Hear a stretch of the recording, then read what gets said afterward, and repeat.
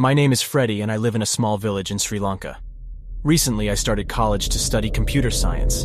On the night of the freshman party, I felt a surge of excitement and a strong desire for an exciting adventure. I gathered my friends Chucky, Morticia, and Reagan, and we came up with a plan to go on a nighttime road trip to a nearby forest called Nightcorosal. This forest was famous for its mysterious atmosphere and a river named Nathis, which added to its allure. We set off on our journey, eagerly driving along the road that stretched out before us like an unexplored path. The night was filled with anticipation as we navigated the winding roads, our laughter echoing through the car. The forest lay ahead, inviting us with its hidden wonders. As we entered the Nightcorosal forest, a mix of excitement and nervousness filled the air. The dense trees surrounded us, casting moving shadows on the road. I couldn't help but feel a tingling sensation at the back of my neck, as if we were entering a realm untouched by time. Suddenly, our car's headlights illuminated a fleeting figure darting across the road. The creature seemed to possess a mysterious presence, disappearing into the darkness before we could fully understand what it was. We exchanged puzzled looks, a mix of curiosity and fear reflected in our eyes.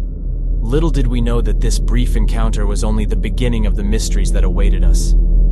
Undeterred by the strange encounter, we continued our journey deeper into the Nightcorosal forest.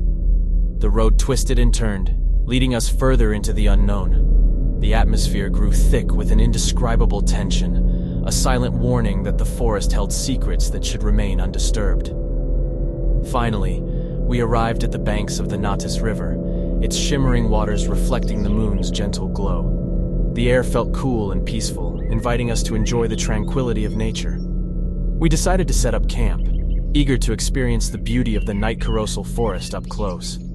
Under the starry sky, we started a campfire and began cooking the chicken we had brought along. The delicious smell filled the air as we laughed and shared stories, enjoying the freedom and camaraderie that this journey had brought us.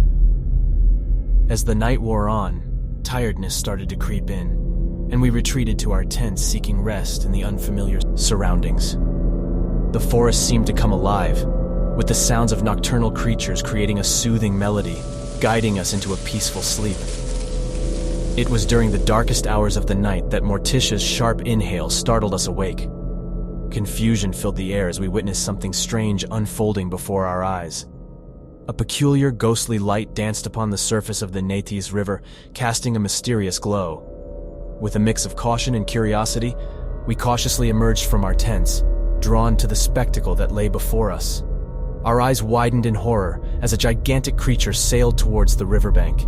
Its immense size evoked both fear and wonder, sending shivers down our spines. Panic gripped our hearts as we realized that this was no ordinary creature. It was something inexplicable and beyond our understanding. The creature we saw in the Nathis River was unlike anything we had ever encountered before. Due to the darkness of the night, our view of the creature was limited, but we could see its eyes clearly. Its eyes were unusually large, measuring around 7 to 8 inches in diameter. They had a mesmerizing reddish-blue color and emitted a faint brownish glow. The creature moved in a sinuous manner, reminiscent of a snake, but it was evident that it wasn't a snake. Additionally, we noticed distinct spikes adorning its back, further distinguishing it from a crocodile. Remarkably, the creature appeared to lack a tail, adding to its enigmatic nature. The creature emitted small, menacing growls that sent chills down our spines.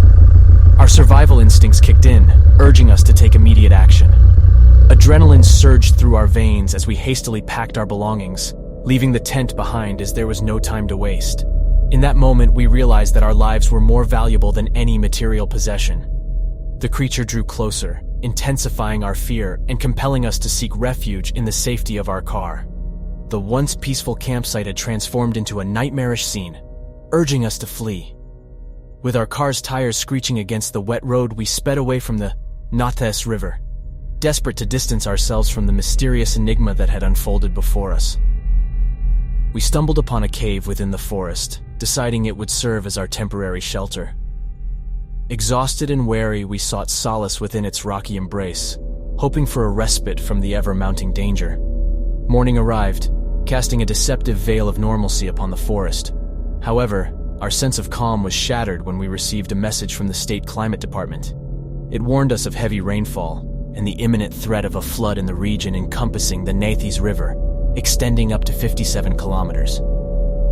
Despite the warning, fueled by our youthful spirit and a thirst for adventure, we made the ill-fated decision to remain in the area, believing that we could face the impending challenge head-on. Little did we know that this choice would lead us into the greatest nightmare of our lives. Chucky told us we should go away from there. He sounded worried and wanted us to listen to the warning and leave the place, but I told we were young and stubborn, so we decided to not listen to him, but he continues to remind ourselves at every moment to leave this place. After that, we felt hungry, so we ventured into the forest in search of food. It was around 1 p.m. in the afternoon. We ate some fruits we found and quenched our thirst by drinking water from coconuts. Since Chucky and I were going to explore the forest, we decided to bring some food for our other friends who stayed back at the cave to watch over our belongings in the car. As we made our way towards the cave, something caught our attention. We looked up and couldn't believe our eyes. A massive dark cloud started to gather above us. Within minutes, large raindrops began to fall, a sign of an approaching heavy rainfall. We hurriedly reached the cave and handed the food to our friends. My mother called me and said, "Are you okay, son?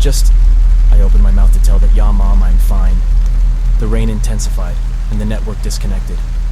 A loud thunderclap echoed through the forest, and we witnessed a lightning strike, setting a nearby tree ablaze. Realizing that the cave was no longer safe as the water from the Nathis River began to seep inside, we decided to leave the place. During the night when the creature was nearing us, we had taken refuge in this cave, which was only about 2 kilometers away from the river. We opted to go to an open area in the forest that Chucky knew about. He started driving the car at a fast pace, and I sat beside him in the front seat while our other 2 friends sat in the back.